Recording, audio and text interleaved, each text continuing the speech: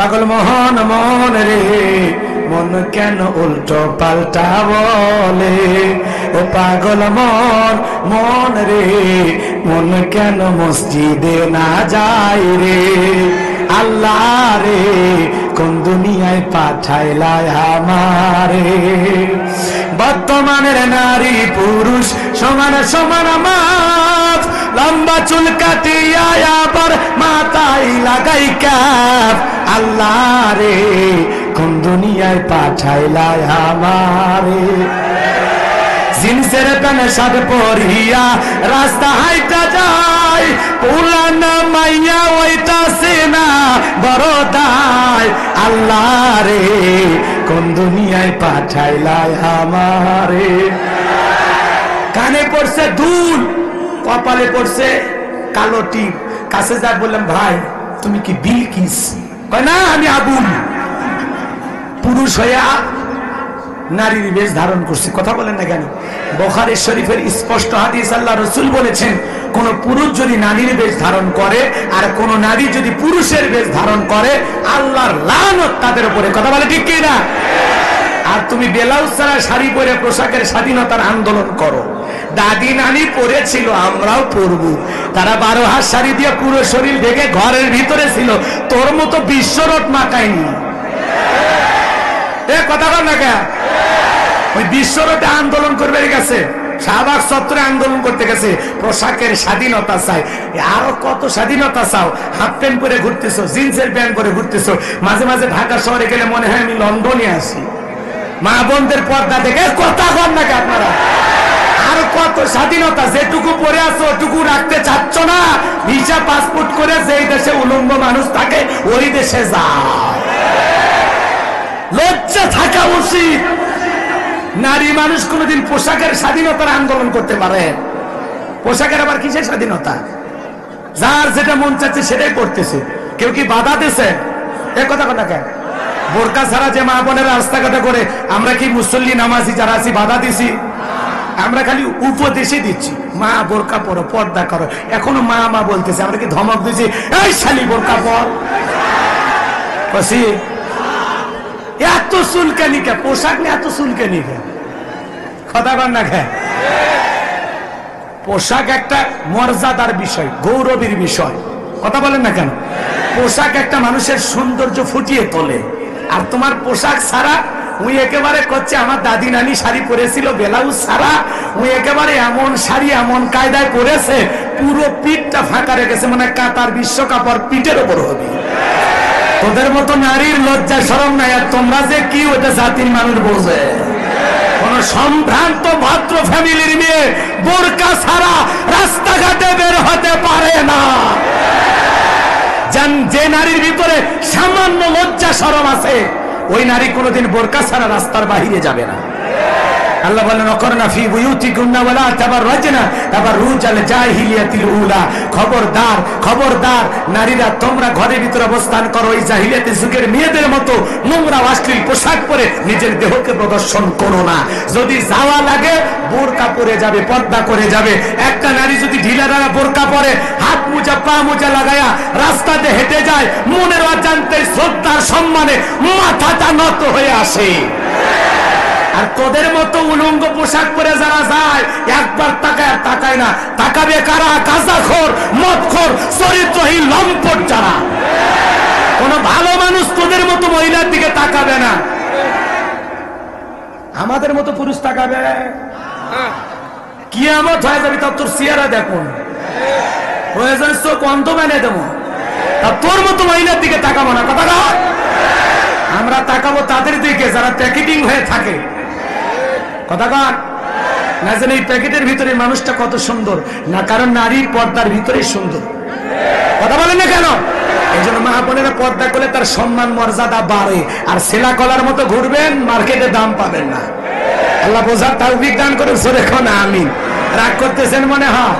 হ্যাঁ, একটা মেয়ে যদি ছোটবেলা থেকে বোরকা পরে এলাকায় বড় হয়ে যায়, এলাকার মানুষ মোটরসাইকেলতে লাইন দিবে এলাকায় যে তোমার মেয়েরে আমি বিয়ে করবো, না জানে এই প্যাকেটের ভিতরে মানুষটা কত সুন্দর। এই জন্য পর্দাতেই নারীকে সুন্দর বানায়। আর নারী শুধুমাত্র সাজসজ্জা করবে দুনিয়ার একটা পুরুষের জন্য, ওই পুরুষটার নাম হলো স্বামী। যত খুশি সাইজা খুঁজে স্বামীরে খুশি করো। কথা কন না? আল্লাহ আমার মা বোনদের হেদায়েত দান করে জোরে বলেন আমিন। এই জন্য পর্দা হলো নারীর মর্যাদার বিষয়, গৌরবের বিষয়। মনে রাখবেন, যে জিনিস যত দামি তার প্যাকেটও তত দামি। পর্দা হলো নারীর সিকিউরিটি, পর্দা হলো নারীকে নিরাপত্তা দেবে, পর্দা নারীর সম্মান মর্যাদাকে বৃদ্ধি করবে, আর পর্দাশীল নারীর উপরে আল্লাহর রহমত নাজিল হয়। এই জন্যই তো এখন আব্দুল কাদের জিলানির জন্ম হবে না, বাইজিদ বোস্তামির জন্ম হবে না, বড় বড় আল্লাহওয়ালারা দুনিয়াতে আসবে না, কারণ এদের ফ্যাক্টরিতে সমস্যা। কথা বল না কেন? আল্লাহ হেদায়েত দান। মন খারাপ করতেছেন নাকি? পিঠ প্যাট বাই করে রাস্তাঘাটে ঘুরে বেড়াবে, এতে আল্লাহর ওলি জন্ম নেবে? এই জিনিসটাই বললাম, আবার আপনারা উল্টা পাল্টা বুঝেন না। বস কি বোঝেন? লাম খালি মিন খালি নুনের ওপর এক নক্তা, পেট খালি পিঠ খালি, ভাবির কপালে ডিজিটাল ফোটা। ওই রং ঢং করে সাজা বেড়ালে কোনদিন আল্লাহওয়ালা ওই পেট থেকে আসবে? আসবে কে? নাস্তিক, বেঈমান, আসবে হারামি, সন্ত্রাস, ক্যাডার, মাস্তান। কথা কন না কে? মা যেমন সন্তান আসবেও তেমন। কথায় আছে এদিক খেয়াল করেন, ক্ষেত ভালো তো ফসল ভালো, মা ভালো তো সন্তান ভালো। আমাকে একটা শিক্ষিত মা দাও, আমি একটা শিক্ষিত জাতি উপহার দেবো। কথা বলে ঠিক কিনা? সময় তো পাবো না, এই জন্য হালকা একটু দিয়ে গেলাম। চলেন সামনের দিকে যায়। কষ্ট হচ্ছে মনে হয় আপনাদের? আর কোনো কথা নয়, সরাসরি আলোচনায় প্রবেশ করতে চাই। তারপরে দুইটি কথা না বললেই নয়। আমরা যত জায়গায় করণের কথা বলতে যাই, বলে হুজুর সাবধানে আলোচনা করবেন, হুজুর ভুলে যাবেন না এলাকা কা ওয়াজ যা করেন করেন, খবরদার রাজনীতির কোন আলোচনা করবেন না। বিশ্বাস করেন, আমি গাইবান্ধা থেকে রওনা দিয়েছি, আর মনে মনে নিয়ত করতেছি আমি ঝিনাইদহে যাচ্ছি শুধুমাত্র আল্লাহর কোরআনের কথা বলার আশায়, এছাড়া আমার আর কোনো উদ্দেশ্য নেই। তারপরে কিছু মানুষ আমাদের এদিকে বাতিলের রক্তচক্ষু দিয়ে তাকায় আর বলে, হুজুর ওয়াজ যা করবেন করবেন, খবরদার রাজনীতির ওয়াজ করবেন না। আপনারাই বলেন তো বাজান, আমার বাড়ি কোন জেলা? গরিব এলাকায় বাড়ি দেখে আমার জেলার নামটা নিতেও আপনাদের কষ্ট হচ্ছে, তাই না?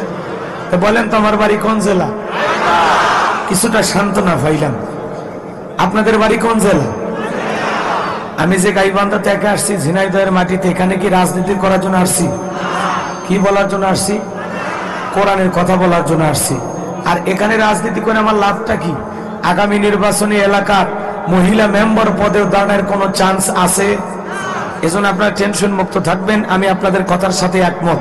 আমি বাংলাদেশের রাজনীতি কোনো দলের বক্তা না, আমি রাজনীতি কোনো বক্তব্য দেব না। I will not any political work because I am not a leader of any political party. কারণ এখানে সব দলের লোক আছে না নাই?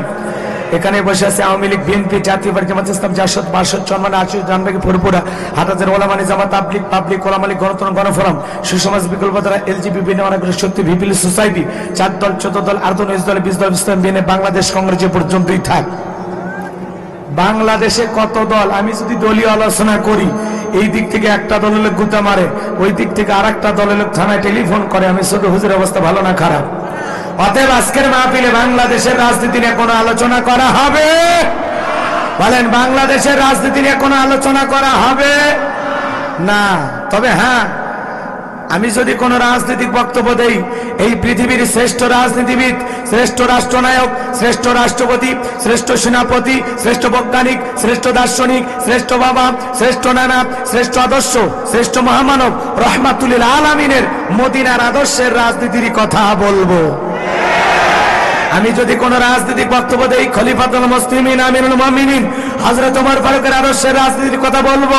যে ওমর ফারুক আল্লাহর জমিনে আল্লাহর আইনকে প্রতিষ্ঠিত করতে গিয়ে নিজের কলিজার টুকরা ছেলেকে পর্যন্ত ছাড় দেয় নাই। কথা বলেন ঠিক কিনা?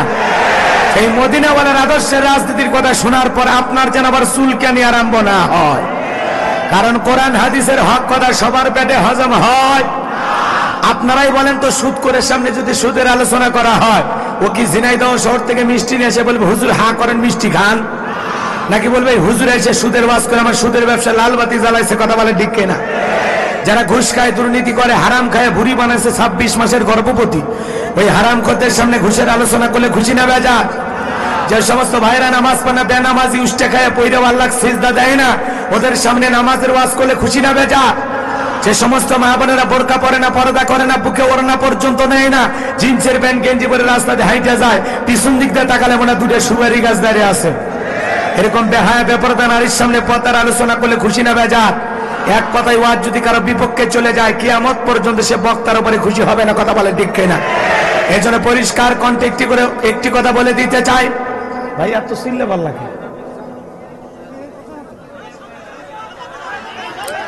না, আশেপাশে কথা বললে তো আমার আলোচনায় ডিস্টার্ব হবে ভাই।